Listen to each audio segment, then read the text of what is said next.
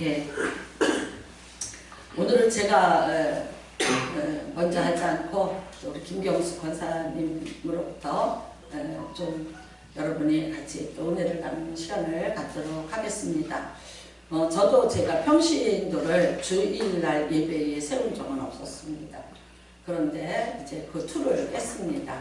그리고 또 이미 김경수 권사님은 다른 곳에서도 주일날 이 시간에 이렇게 또 서로 간증하고 말씀을 나눴습니다.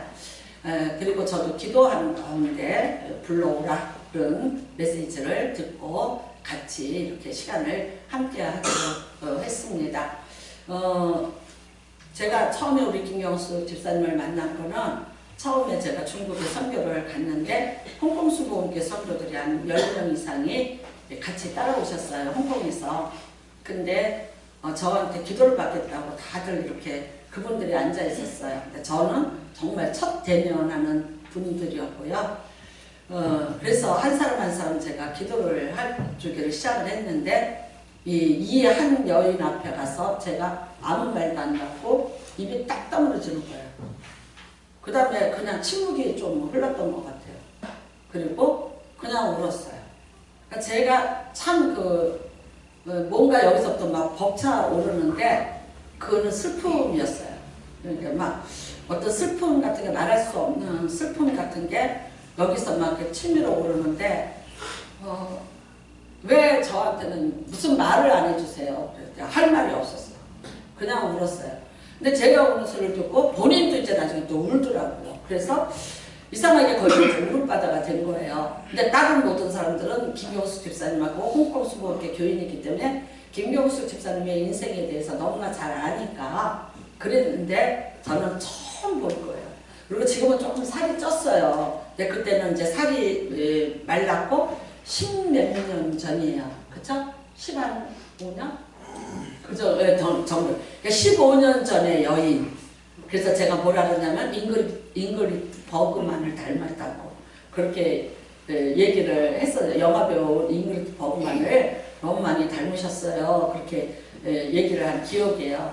근데 그 다음부터 우리는 별 얘기한 거 없어요.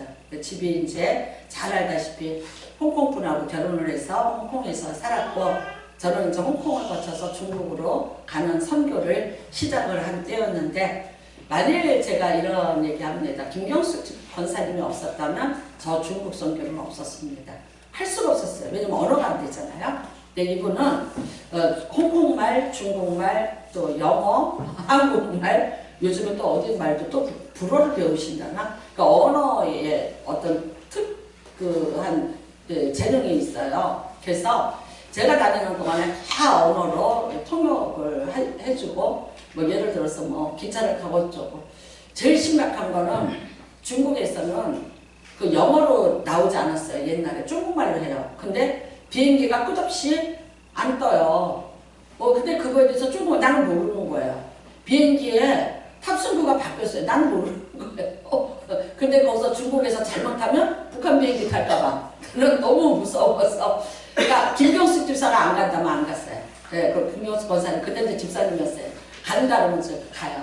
그 다음에 항상 홍콩에 가서 이 집에 가서 하룻밤을 자고 그 다음에 이제 거기에서 기차나 비행기를 또 갈아타고 중국으로 들어가서 선교를 하고 그 다음에 금요일날 밤에 중국에서 나와서 또 하룻밤을 자고 맛있는 거 얻어먹고 토요일날 제가 12시 비행기를 타고 한국에 들어오는 스케줄로 같이 있었어요.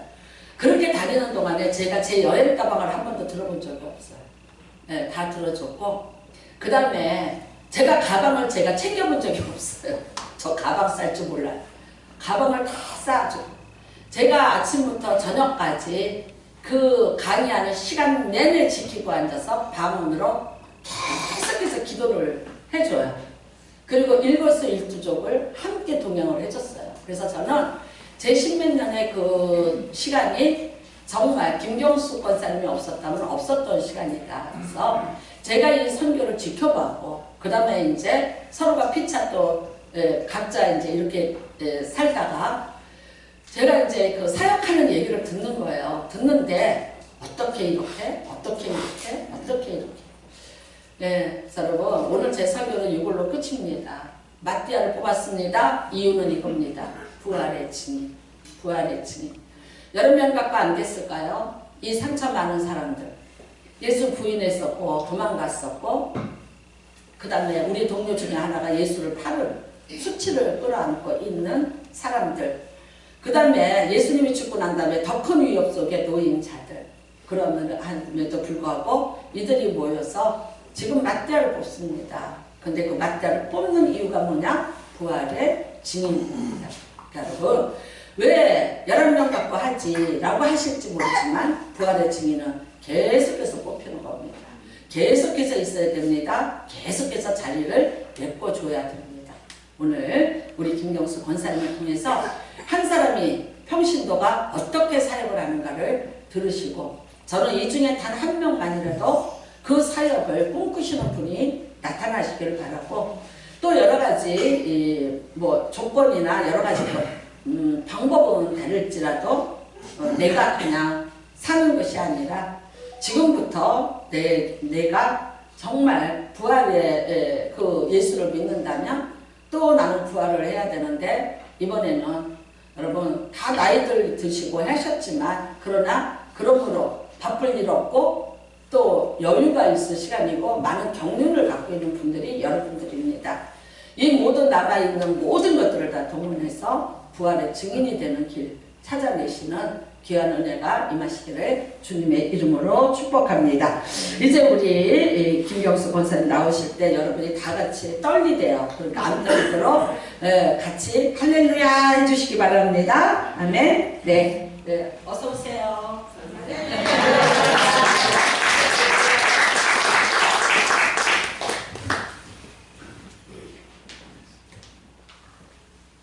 안녕하세요. 반갑습니다. 김경수 권사입니다. 이렇게 여러분 앞에서 선교에 대한 간증을 할 수 있는 기회를 허락하신 주님께 감사하고 한없이 영광스럽게 생각합니다.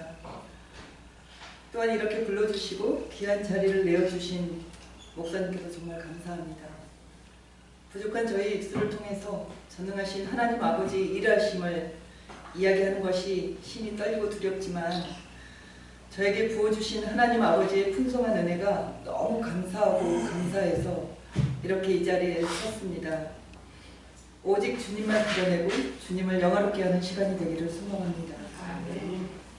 저는 현재 성남에 위치한 선한목자 교회에 출사가고 있으며 해외 선교국 협력선교사 지원팀 팀장으로 선교사님들을 돕고 섬기는 사역을 하고 있습니다. 저희 교회는 27분의 파송 선교사님이 계시고 115분의 협력 선교사님이 계시는데 인도네시아 선교사 출신의 부목사님께서 선교 담당 목사님이 되시면서 해외 선교국 안에 협력 선교사 지원팀이 3년 전에 생겼습니다.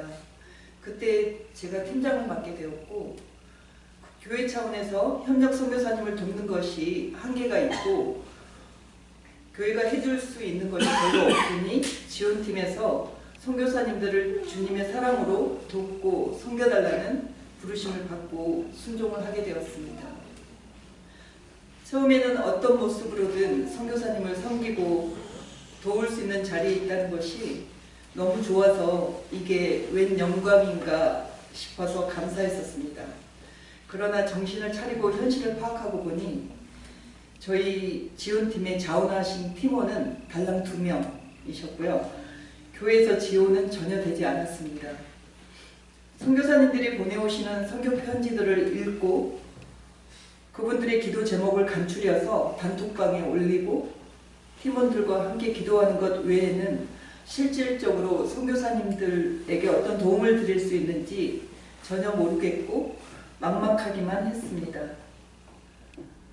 보안 때문에 연락이 안 되시는 선교사님들을 제외하고 이메일이 되시는 선교사님들께 한 분 한 분 인사를 드리고 한국에 다니러 오시는 선교사님들은 어떻게든 만나 뵙고 식사를 대접하고 하면서 시간이 지나니 선교사님과 제가 속한 공동체 사이에서 중간 다리 역할을 어떻게 해야 하는지 조금씩 터득하기 시작했습니다. 협력선교사 지원팀 팀장이 되기 전에는 한국에 방문하신 선교사님들께서 시간이 허락되시면 만나 뵙고 저 혼자서 선교 헌금을 조금 준비했습니다. 그런데 선교 헌금을 드릴 때마다 너무 적은 헌금을 제가 드리고 있다는 미안한 마음을 주님께서 계속 부어주시면서 드리면서도 항상 죄송한 마음으로 제가 선교 헌금을 드려야 했습니다. 솔직히 선교 헌금 20만 원, 때로는 30만 원이 두 아이를 키워야 하는 제게는 너무나 큰 금액이었지만 물가가 비싸고 그 돈이 선교사님께 얼마나 도움이 되겠나 싶어서 매번 선교 헌금을 드리면서 진심으로 미안하고 안타까운 마음이 드는 것도 사실이었습니다. 그럴 때마다 주님한테 주님, 저 혼자서 식사도 대접해야 하고 선교 헌금도 준비해야 하고 도와주는 사람은 없고 저보고 어쩌라고 그러시는 거예요. 제 상황에서 최선을 다하고 있는 것 주님이 아시잖아요. 하고 투정하듯 말했습니다. 그런데도 주님은 번번이 선교 헌금을 드리는 제 손이 민망하게 미안한 마음을 계속해서 부어주셨습니다. 그래서 결국 주님께 백기를 들고 알겠습니다 주님, 알겠다고요. 제가 입을 크게 열겠습니다 하고 결단을 했습니다. 시편 81편 10절 말씀입니다. 나는 너를 애굽 땅에서 인도하여 낸 여호와 내 하나님이니 내 입을 크게 열라 내가 채우리라. 아멘. 그 결단을 하고 나서 저는 바로 협력선교사 지원팀 팀장으로 부르심을 받았고 첫 번째 선교사님으로 우즈베키스탄 협력선교사님을 바로 만나 뵙게 되었습니다.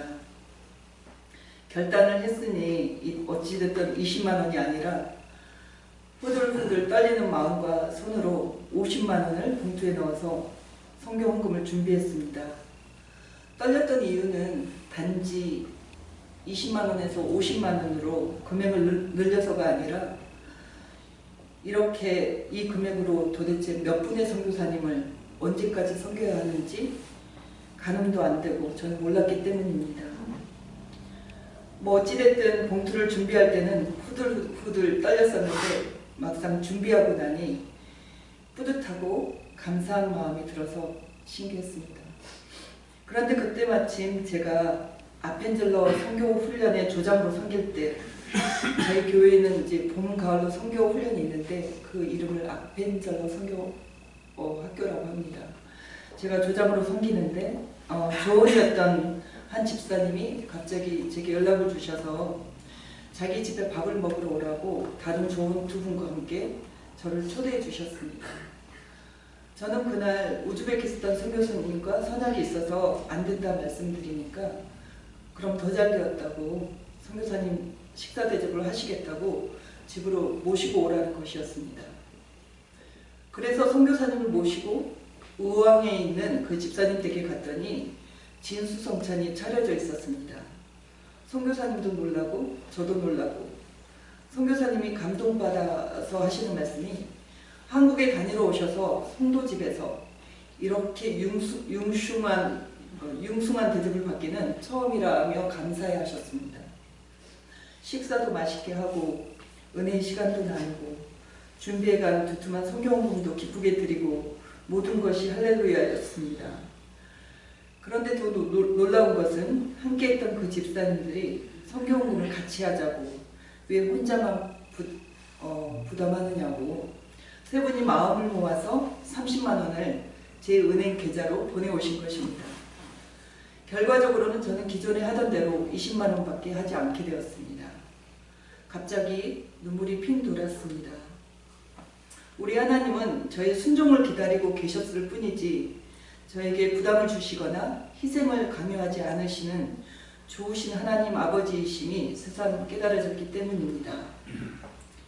그저 주님께서 있어달라 하시는 자리에 제가 순종하는 마음으로 있기만 하면 모든 일은 주님이 이루어 가심을 보게 하셨습니다.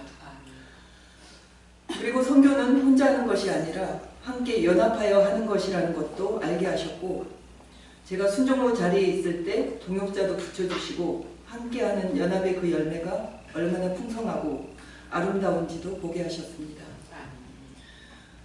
저희 협력선교사 지원팀은 첫 해는 저를 포함해서 3명으로 시작해서 두 번째 해는 두 분 더 자원해 주셔서 5명이 되었습니다.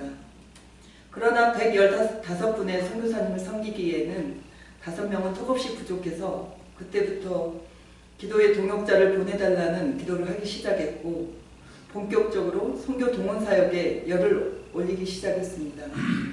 그렇지만 교회가 크고 성도들은 많지만 제가 아는 사람이 거의 없어서 실상은 지원팀을 부흥시키는 건 거의 불가능한 상황이었습니다. 그래서 속회 식구들이라도 선교에 눈을 떴으면 좋겠다는 마음에서 속 예배 때마다 선교에 대해서 그리고 선교를 통해서 주님께서 저와 아이들의 삶을 어떻게 인도해 주셨는지를 열심히 자랑했습니다.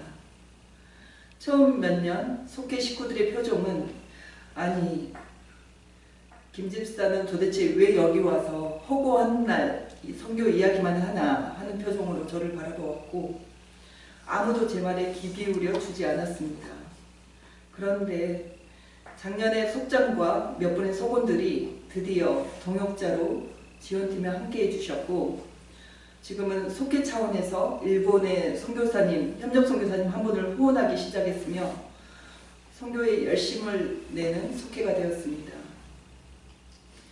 지난해 2월 우크라이나 전쟁이 발발했을 때는 우크라이나 협력 선교사님과 카톡으로 신속한 기도 제목을 주고받으면서 한국 교회 중에서 선한목자 교회가 우크라이나에 가장 먼저 돕는 손길을 보냈던 교회가 될 수 있도록 다리 역할을 해드렸고 또 저희 협력선교사 지원팀이 마련한 830만 원을 우크라이나 협력사 선교사님께 전쟁이 터지자마자 바로 보내드릴 수 있어서 얼마나 감사했는지 모릅니다.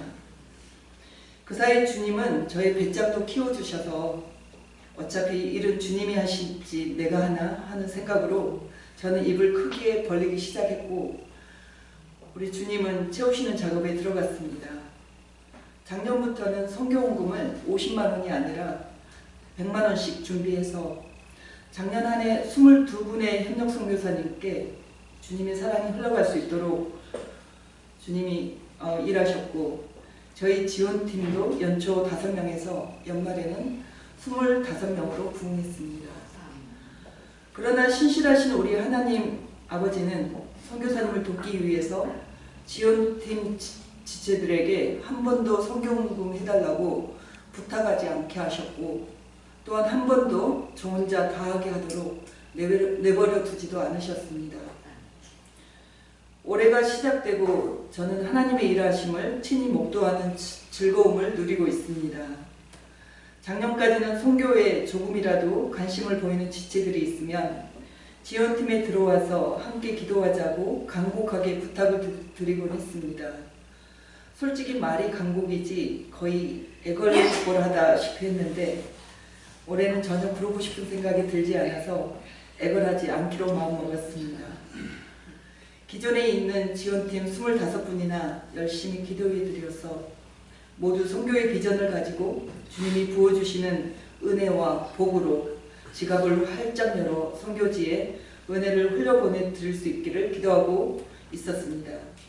그런데 감사하게도 올해는 제가 만나는 사람들이 제게 먼저 다가와 협력선교사 지원팀에 초대해달라고 부탁하시고 함께 기도하고 싶고 저랑 함께 동역하고 싶다고 하셨습니다. 그렇게 해서 올해가 시작되고 2달 만에 지원팀은 40명이 되었고 티르키예 시리아 지진 때는 티르키예의 협력 선교사님께 바로 저희 지원팀에서 250만 원을 선교사님께 바로 보내드릴 수 있었고 또 선교사님에게 힘을 실어드릴 수 있었습니다. 3월까지 3달 동안 벌써 10분의 협력 선교사님을 섬기게 해주셨습니다. 40분의 지원팀 팀원들 중에서 절반은 선한목자 교인이 아니고 타교회에 출석하시는 분들입니다. 평신도 예수동행일기 세미나를 통해서 저와 인연이 되신 분들이 저의 일기를 읽고 감동을 받으시고 선교헌금을 보내오시거나 선교에 관심을 갖게 되신 분들입니다.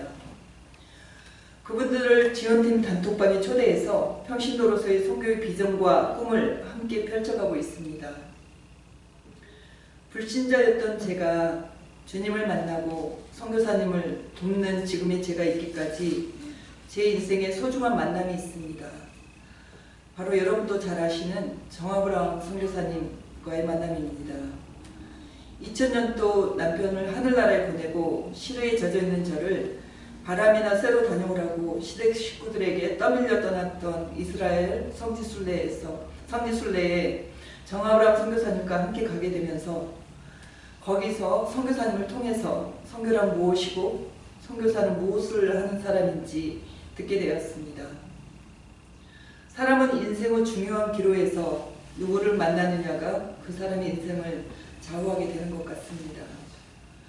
그때까지 저에게 하나님은 죽어가던 딸아이도 살리시는 치료의 하나님이시고 건강했던 사람도 하루아침에 데려가실 수 있는 두렵고 무서운 분이셨습니다. 그런데 성지순례 내내 웃음을 멈추지 못할 정도로 너무 행복해 하시는 선교사님과 목사님 그리고 함께 성지순례에 갔던 성도들을 바라보면서 나도 저분들이 만난 좋으신 하나님을 만나고 싶다는 갈망이 생겼습니다. 또한 선교사님이 나눠주신 사역 이야기를 들으면서 자기 인생을 내려놓고 저렇게 하나님 나라의 일을 위하여 일하시는 분이 계시구나 하는 생각도 들어서 그때 돌아오는 비행기에서 선교사님의 사역을 도와야겠다는 마음의 결단을 했습니다. 막상 홍콩에 돌아와 선교사님을 도우려고 보니 제가 할 수 있는 것이 별로 없었습니다. 기도도 할 줄 모르지 남편은 가고 없으니 그때 7살, 5살 난 아이들과 먹고 살려면 일도 해야 할 테고 단기 선교는 꿈도 꾸지 못할 것 같았으며 그나마 적게라도 할 수 있겠다 싶은 것이 선교 헌금이어서 성지순례에서 돌아오자마자 바로 미 전도 종족 특별 선교 헌금을 하기 시작했습니다. 그런데 선교 헌금을 하기 시작하고 정확하게 1년 후에 우리 주님은 중국 계림성에 단기 선교로 저를 불러주셨습니다. 아직도 남편 잃은 슬픔에서 헤어나지 못하고 힘들어하는 저를 교회 집사님들이 바람 쐬러 가자 해서 함께 가게 되었는데 거기에서 우리 주님이 저를 기다리고 계셨습니다.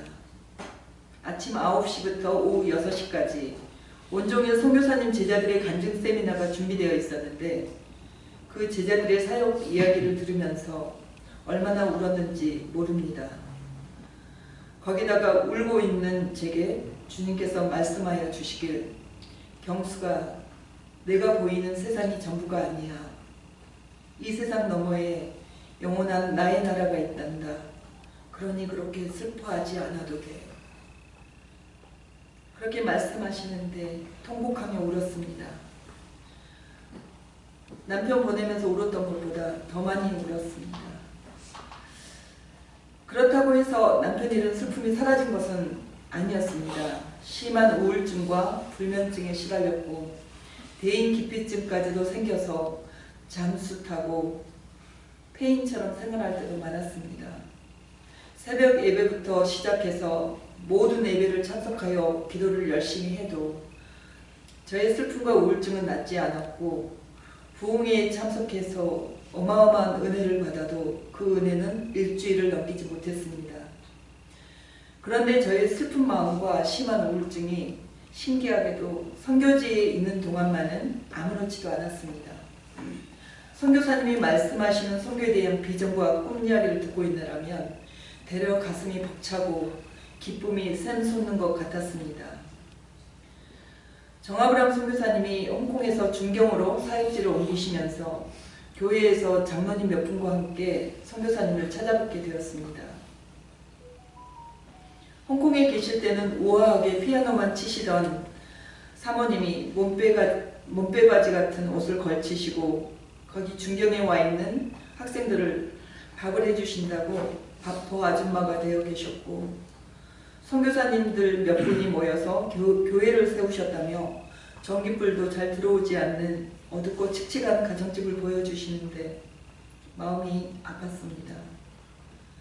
중경에서 떠나오는 날 공항에서 배웅해 주시는 선교사님 네 분을 계속 뒤돌아보면서 척박하고 황폐한 이 중경 땅이 어디라고 주님이 가라 하셨다고 저러고 계실까 싶었습니다.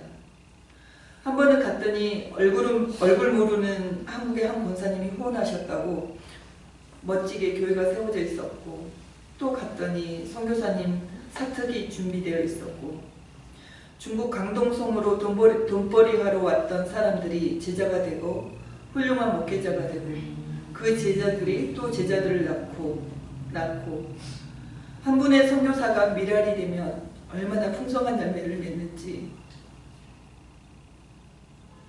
선교사님을 통해서 주님이 일하심을 친히 볼 수 있다는 것도 행복하고 가슴이 벅찬 일이었습니다.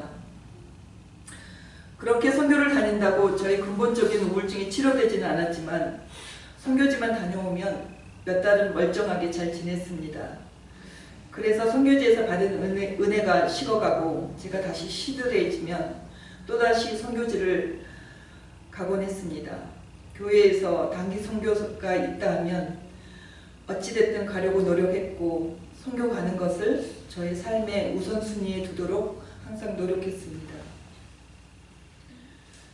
저의 삶에 있어서 또 다른 소중한 만남이 있는데 그분이 바로 일산 성사교회 담임 목사님입니다. 홍콩 순복음교회 금요 철야 예배에 강사로 서셨을 때 처음 뵙게 되었는데 그날 밤 예배에서 말씀에 압도되어 성도들이 예배가 끝나서도 떠나질 않아서 그 늦은 밤에 목사님이 머무시던 호텔방에 떼거지로 몰려가서 새벽 2, 3시까지 은혜의 시간을 누렸던 그날 밤이 지금도 제 기억 속에 생생합니다. 목사님께서 오살리 기도원 올라가서 최자실 목사님 묘지에서 밤기도를 드린다고 해서 왜 한밤중에 남의 묘지에서 그러시냐고 의아해서 여쭈었더니 최자실 목사님의 영성을 달라 기도하신다고, 비행기를 타고 다니며 부흥 강사로서 큰 역할을 감당하셨던 그 최자실 목사님을 닮고 싶다 하셔서 제가 목사님이 그렇게 비행기를 타고 여기저기 다니시면 제 전공이 비서학이니 제가 목사님 가방 들어드리고 여기저기 함께 다니는 비서가 되어드릴게요 하고 농담 반, 실은 농담 반 말하면서 웃었습니다. 기도도 아니고 교제 가운데 웃으면서 하는 대화나 농담도 함부로 하면 안 된다는 것을 그때 깨달았습니다. 실제로 그런 일이 일어나겠어 했던 저의 생각과 달리 그때부터 소목사님께서 중국의 사역지 강사로 부르심을 받아 다니시게 되었고 제가 가방 못지로 함께 따라다니는 일이 그 뒤부터 실제로 일어나게 되었습니다. 언제나 케어하시고 주님의 사랑과 은혜를 아낌없이 베푸시고 흘려보내시는 우리 소목사님과 함께 중국 사천성, 귀주성, 광동성, 라오스 등 선교지를 누비고 다니던 시절들이 얼마나 소중한 추억이 되었는지 모릅니다.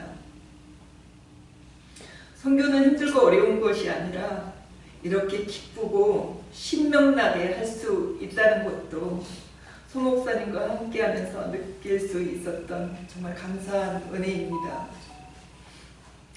선교지 가서 제가 하는 일은 별로 없습니다. 가서 수업하는 소수민족과 한족 신학생들 뒤에서 중보기도 해주고 식사 대접해주고 목사님과 함께 맛있는 식사하고 마사지도 받고 행복했습니다.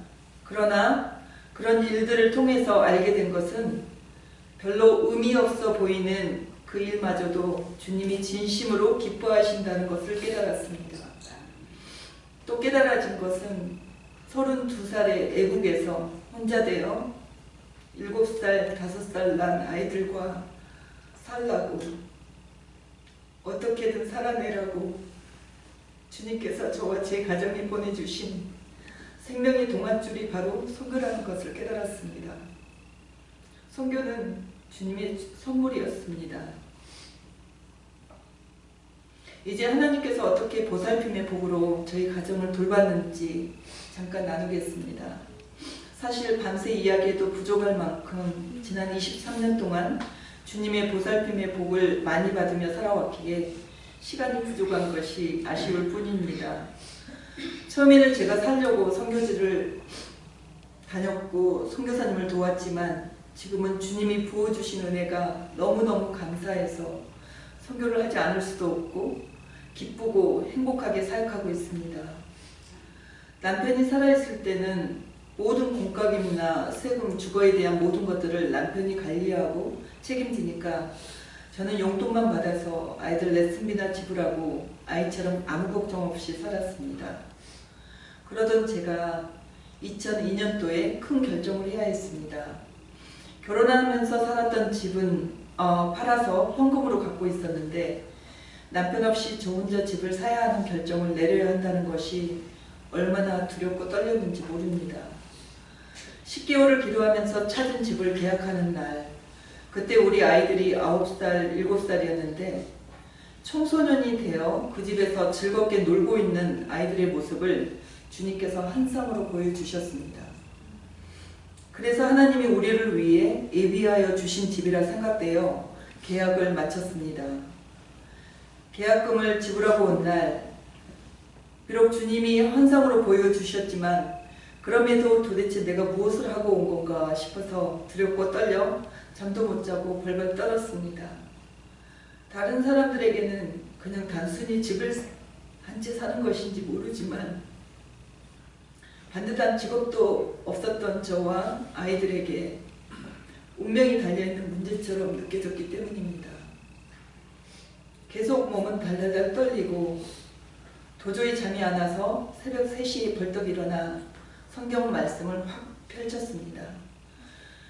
그런데 용수철처럼 튀어나오는 말씀이 있었습니다. 성경에 그런 말씀이 있었는지도 몰랐는데 그 말씀을 읽고 갑자기 평안이 강물처럼 제 마음에 임해서 감사 기도를 드리고 푹 잘 수 있었습니다. 하박국 3장 17절부터 19절 말씀입니다. 비록 무화과 나무가 무성하지 못하며 포도나무에 열매가 없으며 감람나무에 소출이 없으며 밭에 먹을 것이 없으며 우리의 양이 없을지라도 나는 여호와로 말미암아 즐거워하며 나의 구원의 하나님으로 말미암아 기뻐하리로다. 주 여호와는 나의 힘이시라. 나의 발을 사슴과 같게 하사 나를 나의 높은 곳으로 다니게 하시리로다. 아멘. 하박국 말씀을 통해서 주님은 앞으로 제가 살아가면서 어떻게 살게 될지, 그런 상황이 닥쳤을 때 어떻게 임해야 하는지를 미리 알려주시는 것 같았습니다. 나무가 무성하지 못하고 열매가 없고 소출이 없고 먹을 것이 없고 남편이 없으니 수입도 없고 돈이 없어 어려움 가운데 처할지라도 여호와로 말미암아 즐거워하고 기뻐하라고 명령하시는 것 같았습니다. 그런 상황에서도 주님께서 힘이 되어 주시고 저의 발을 사슴과 같게 하셔서 나의 높은 곳으로 다니게 하신다 약속하여 주시니 감사했습니다.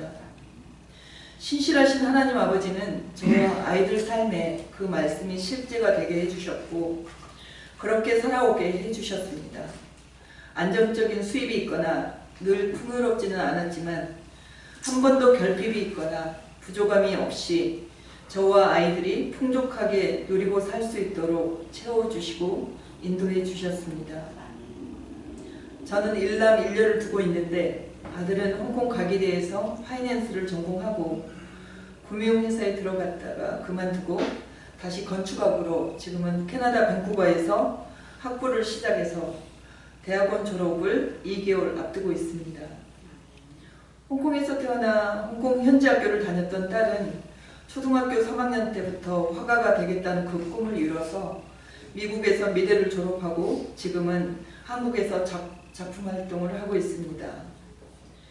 대학을 졸업하고 한국에서 처음으로 살게 된 딸은 4년 전 한국어 설교가 10%도 안 들렸었는데 지금은 90% 정도 들리도록 한국어가 많이 늘었습니다.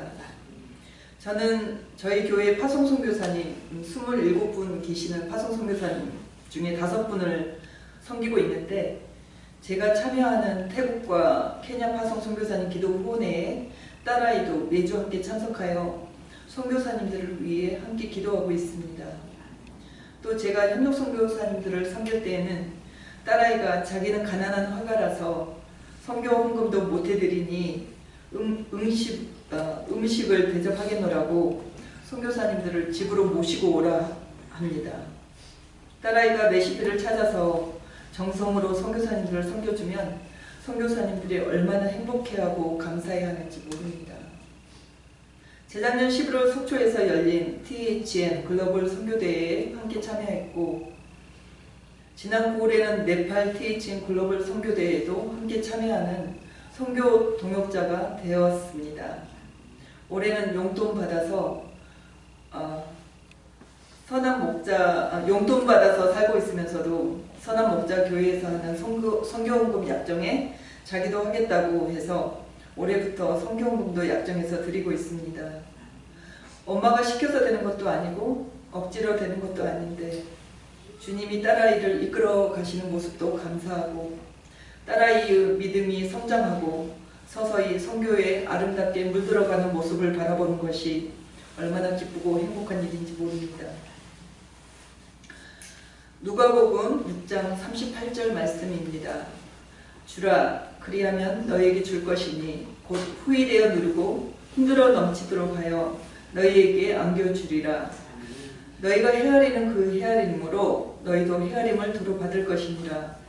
아멘. 2000년도부터 지금까지 저는 선교사님들을 섬기고 선교지를 다니면서 돈이 있어서 했었던 것이 전혀 아닙니다. 남편이 가면서 유언으로 남긴 2마디가 집을 사라, 그리고 주식 공부를 해라, 해서 투자해라. 그 2마디였는데 남편 말을 듣고 주식 투자했다가 08년도 금융위기 때 여유분의 돈을 모두 잃었습니다. 그때부터 저는 항상 텅 비어있는 통장으로 생활을 하게 되었고, 그래서 더욱더 주님을 의지하지 않으면 안 되는 상황에서 살았고 주님만 바라보며 살아왔습니다. 돌아보니 그게 은혜였다는 것을 알게 되어서 그저 감사할 뿐입니다. 돈은 있다가도 없고 없다가도 있지만 주님이 섬기라고 주시는 기회는 늘 주어지지 않습니다. 오늘 내게 섬기라고 허락하신 섬김의 자리를 나 몰라라 했을 때 주님께서는 그 자리를 섬길 만한 합당한 자에게로 옮길 것입니다. 그동안 늘 없던 중에도 섬기려고 애쓰고 노력했던 저의 마음을 주님께서 기뻐 받으셨던 것 같습니다. 집 계약할 때 환상으로 보여주셨던 거 기억하시죠? 둘째 아이가 대학 들어갈 때까지 그 집에서 행복하게 살았으니 주님의 은혜였습니다. 저는 딸아이가 대학을 미국으로 가게 되어 집을 팔아야 했습니다. 부동산에 전화를 해서 집을 내놓는 첫날 오후 2시에 집을 보러 왔습니다. 한 청년과 어머니로 돼 보이는 분이 집을 보러 왔는데 거실만 대충 30초 정도 둘러보다가 신발을 신기에 제 마음속으로 에휴, 얼마나 많은 문을 열어주어야 집이 팔릴까 한숨을 내쉬었습니다. 그런데 신발을 신던 청년이 엄마, 이 집 괜찮은데? 하는 것이었습니다. 그랬더니 그 어머니는 그래, 그럼 사. 홍콩 집이 한두 푼 하는 것도 아니고 저게 말이 되나 싶었습니다만 계약금을 가져와야 성사가 되는 것이니까 그냥 가는 것을 지켜보다 문을 닫았습니다. 그런데 정확하게 30분 후에 부동산에서 계약금을 들고 찾아왔습니다. 그렇게 집을 팔아서 딸아이의 미국 학비를 마련하고 나머지 돈으로 홍콩의 다른 지역에 집을 사서 세를 넣고 저는 한국의 반전세 보증금 정도가 마련이 되어 딸은 미국으로 가고 저는 한국으로 오게 되었습니다. 그렇게 해서 사둔 홍콩의 집에 지금은 한국분이 세입자로 살고 계신데 5년 전에 계약을 하면서 저를 보시고 하시는 말씀이, 아니 10년 전에 이 지역이 좋아질 거라고 어떻게 미리 알고 투자하셨냐고 제게 물었습니다. 이 지역이 좋아졌나요? 하고 제가 되물었더니 뭐도 들어오고 뭐도 생기고 지금 홍콩에 있는 한국 사람들과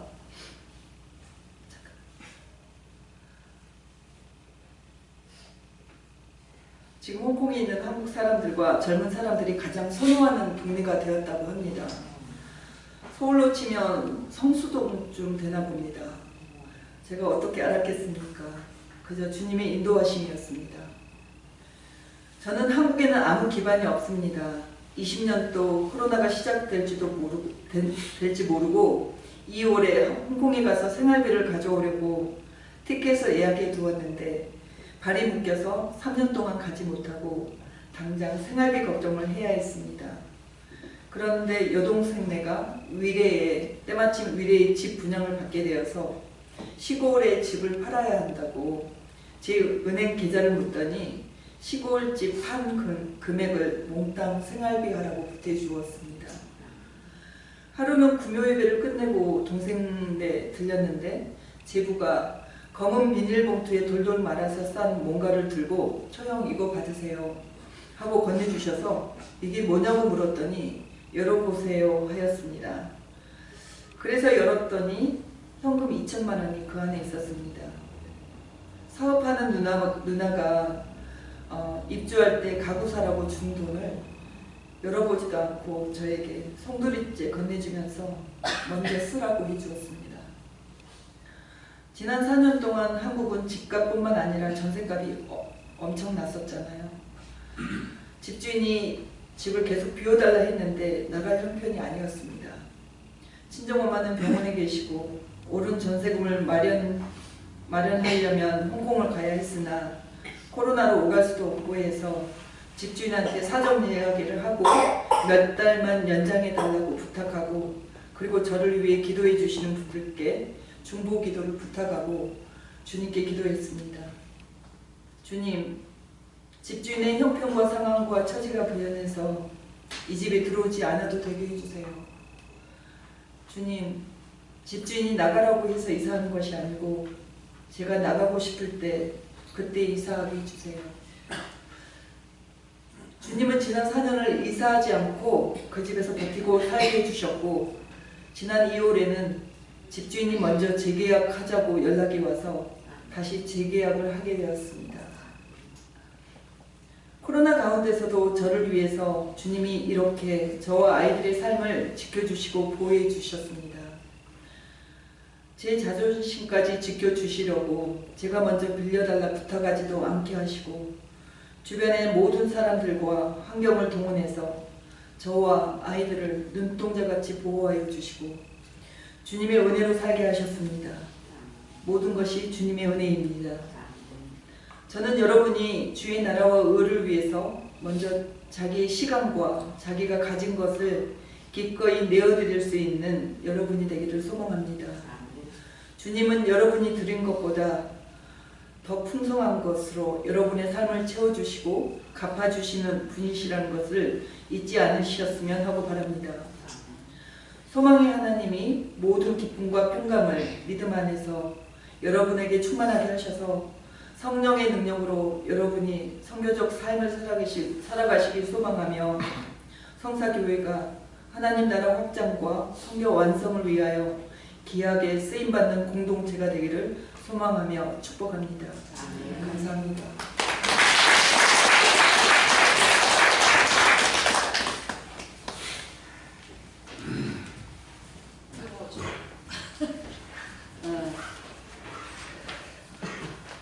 지금 자신의 사역하는 거 4분의 1만 얘기할 거예요. 지금 그 기도 모임, 뭐 또 중보 기도, 또 무슨 사역이라고 했어요? 예수동행 운동. 예수동행 그 일기를 써서 그 카톡방에다 올리고 그분들의 또 기도를 같이 나누고 중보하고 또 그분들 신방을 전국을 다니면서 가요. 근데 차가 모닝이거든요. 제가 제발 차 바꾸라고 해요. 그 차 타고 전국에 어디든지 그분들이 문제가 있는 곳에 또 부르는 곳에 신방을 가서 같이 손잡아주고 기도해주고 위로해주고 돌아오는 사역. 그래서 지금 4분의 1밖에 못했어요. 네, 여러분 그 집을 지금 그 좋은 집을 어떻게 샀는지 아세요? 그 집 살 때도 저 홍콩 가 있었어요. 그냥 사람들이 줄을 서 있더래요. 왜 서 있어요? 그랬더니 저기 아파트 분양해서. 그래요? 그래서 그냥 끝자리에 섰대요. 그러면 나도 뭐 볼까? 이러고 그냥 길 가다가 그 줄 서 있는 끝에 섰던 거예요. 그랬는데 그게 지금 이렇게 대박이 된 거예요. 사람이 돈을 쫓아다니는 게 아니야. 사람이 사명을 쫓아다니면요, 하나님이 나한테 필요한 것을 주시는데 상으로 주시고 보상으로 주시는 거예요. 우리가 거꾸로 살아요. 내가 돈을 벌고 내가 돈을 쫓아가면 돈이 되고 그 돈을 갖다 내가 하나님 앞에 드리지라고 생각을 해요. 그러니까 못 드리는 거예요. 내가 고생하고 애써서 드리지. 그 다음에는 안 줬으니까 못 드리지. 그 다음에 내 삶이 어떻게 될지 모르니까 불안해서 못 드리지예요. 아니요. 사명 쫓아가면 하나님이 알아서 해주시는 거예요. 그 다음에 지금 많이 빼먹었는데 중국의 조선족들을 중국 신학교를 보내려면 700~800만 원 들어요. 그거 공부 몇 명 시켰어요. 어떻게 700~800만 원을 주냐고. 그거 좀 심한 거 아니냐고 제가. 그러니까 둘이 가면은 헌금할 때 서로가 둘이래. 목사님 조금 목사님 있어. 조금 이따 조금 좀 봐가면서 해. 둘이서 서로 일해가면서 이제 이 헌금을 하는데 저는 감히 따라가지도 못하죠. 저는 그렇게 거기 조선족들 공부 그렇게 시켜본 적 없어요. 근데 그렇게 공부를 시켜서 당당하게 삼자교회를 할 수 있도록 뒤를 밀어주는 거예요. 네, 정말 같이 이렇게 다니면서 밤이 맞도록 얘기를 하고 뭐 밤이 맞도록 그렇게 있어도 그 이야기가 끊임없이, 근데 들어도 또 들어도 날마다 은혜인 거예요. 네, 어떻게 뭘 봤냐면요, 하나님이 지금 살아서 이렇게 계시다는 거. 그러니까 그거는 믿는 자에게 나타나 주시는 거예요. 하나님을 믿어주는 자에게 하나님은 나타나셔서 일해 주시는 거예요. 근데 사람들은 거꾸로 말해요. 하나님이 나한테 안 나타나서 내가 아무것도 못한다. 우리 김경수 권사님은 자신의 삶에서 지금 그 어려웠던 순간들, 물론 남편 돌아가시고 그 외로움과 그 다음에 시집간의 그 홍콩 사람들과의 갈등 등등, 제가 여러분들한테는 새벽기도 때나 이럴 때 많이 말씀을 드려서 아실 거예요. 제가 비서로 데리고 모시고 다녔던 분은 홍콩대학교 진짜 비서학과를 김경수 권사님이 나왔어요. 하나님이 제가 중국어 선교를 하려고 하니까 비서를 붙여줬는데 홍콩대학교 비서학과 나온 비서를 붙여준 거예요. 4개국어가 능통하신 분을. 그래서 할 수 있게끔 또 해주셨어요.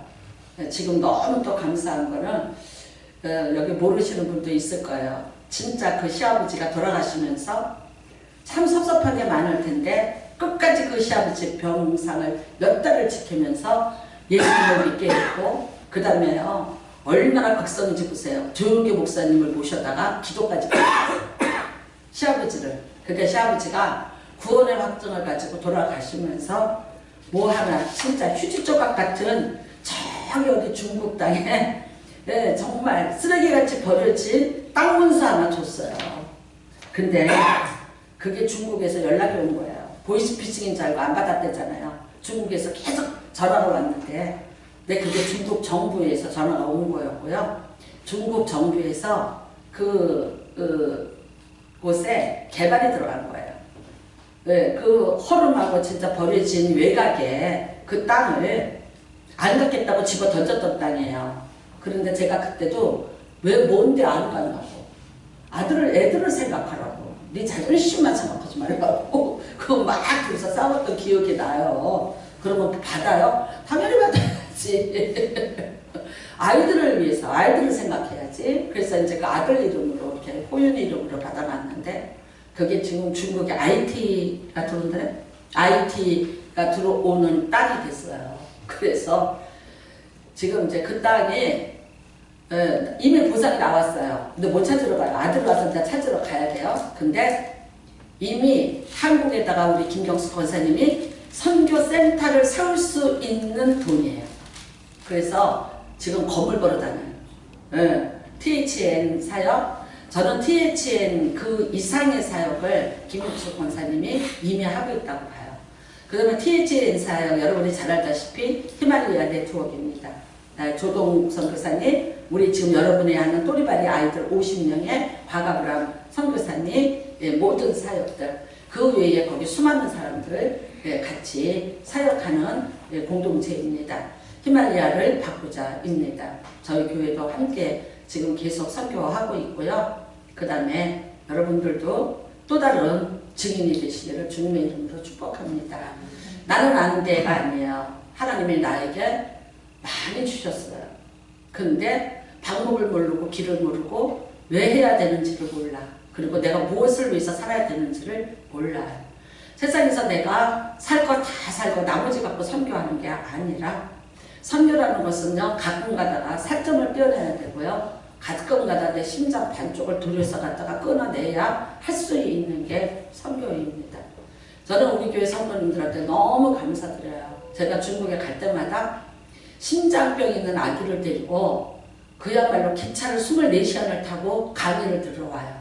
그 얘기 제가 여기 와서 한번 했더니 제가 갈 때마다 그 사람 비행기 태워서 데리고 올 비행기 값을 저한테 주시는 성도님들 여기 계시고, 제가 중국에다가 교회 세울 수 있어요 라고 했더니 그날 밤에 4개가 들어왔어요.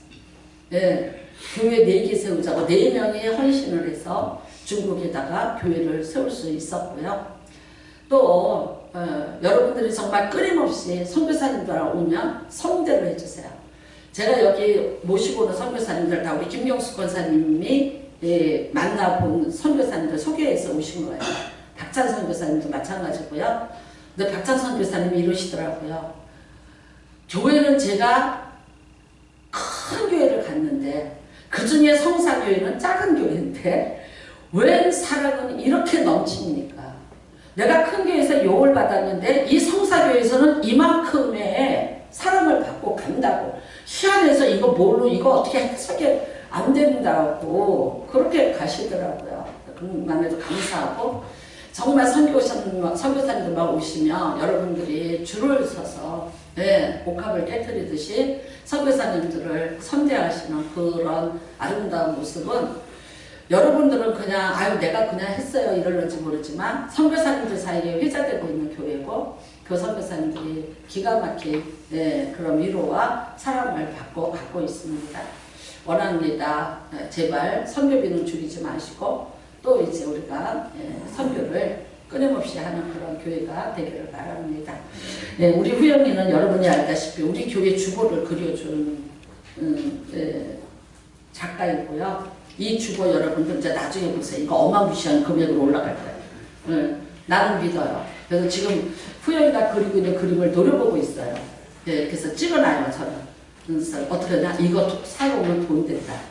왜? 기도하고 심어놓은 사람의 거기 때문에 이거는 분명히 된다. 여러분 어떤 사람이요? 한국에서 그림을 사놓고 미국에 이민 갔다. 근데 있잖아. 정말 거짓말하고 3년에 한 번 와서 작품 하나 팔면 미국에 가서 3년 살 거를 들고 가. 그런 사람을 내가 진짜 봤다니까. 그래서 제가 이거 우리 주보 이거 우습게 보시면 안 돼. 그 다음에 우리 후영이가 나온 대학교는 세계에서 가장 비싼 등록금이에요. 리스트라고 미대 중에서 최고예요. 거기 나왔어요. 근데 고등학교 다닐 때까지 미술학원 안 가본 사람이에요. 갑자기 엄마 나 미술할래. 그래서 한국에 나와서 제가 볼 때는 한 1년 정도 레슨 받고 그 대학을 갔어요. 그 가장 비싼 대학을 가서 잘 졸업하고 왔어요. 여러분 지금도 엄마 곁에 있어요. 또 히말리아 가서 통역해주고, 히말리아 THN 그 로고도 우리 후영씨가 다 그려서 드렸고, 그 다음에 엄마의 선교 자리에 항상 동역자리 있어요. 근데 그게 하루아침에 일어나는 거 아니에요. 제가 중국 갈 때 와요. 왔는데 또 5학년? 그쵸? 국문학생이야. 근데 우리끼리 앉아서 얘기해요. 그런데 저 어린애가 그 어른들 속에서 혼자서 무슨 영어 책 한 권을 들고 거기에 조용히 앉아서 그 책을 읽고 있어. 절대 뭐 짜증나거나 뭐 없어. 가만히 저런 애가 다 있니? 그랬어요.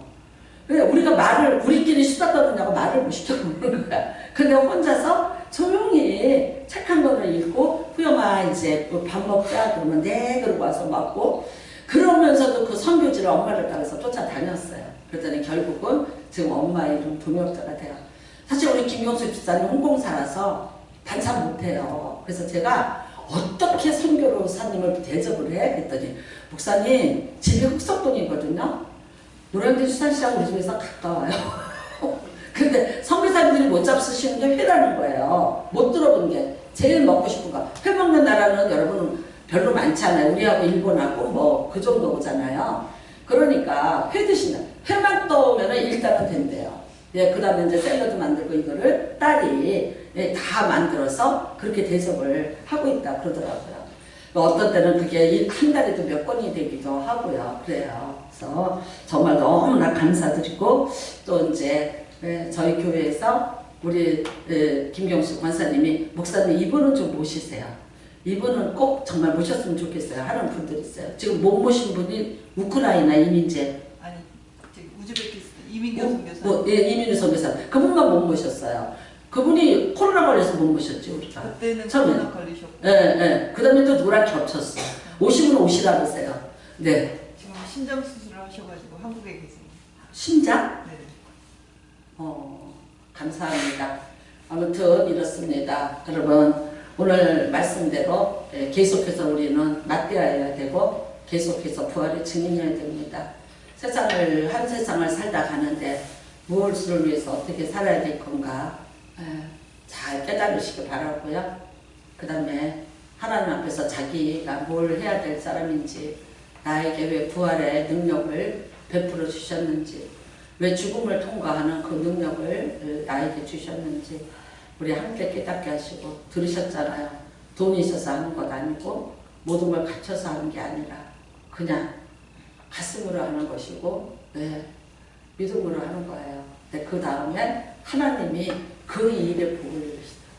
하나님은 하나님이 기뻐하는 일을 하는 자를 가장 기뻐하시고 반드시 하나님이 빈손으로 보이지 않게 하시고 하나님 앞에 심어놓은 것 하나님이 30배, 60배, 100배가 되어서 돌아오게 만들어서 여러분의 인생에 쫓아가는 자가 되지 마시고 부어주시는 것을 누리는 자가 되시는 그런 컨셉으로 인생을 다시 재조정하시는 귀한 복이 임하시기를 주님의 이름으로 축복합니다. 우리 같이 우리 김경수 권사님 이 사역을 하나님이 힘있게 해달라고 같이 기도하시고 THM 사역을 위해서 기도하시고 우리 교회 모든 분들 다시 선교에 매진할 수 있게 해달라고 기도하시고 네, 또 같이 함께 선교하시고 또리바리 아이들 50명 위해서 함께 우리 잠깐 한 5분 동안 기도하도록 하겠습니다. 주를 청하시고 기도합니다. 주여 하나님 아버지 감사합니다. 하나님 아버지 감사합니다.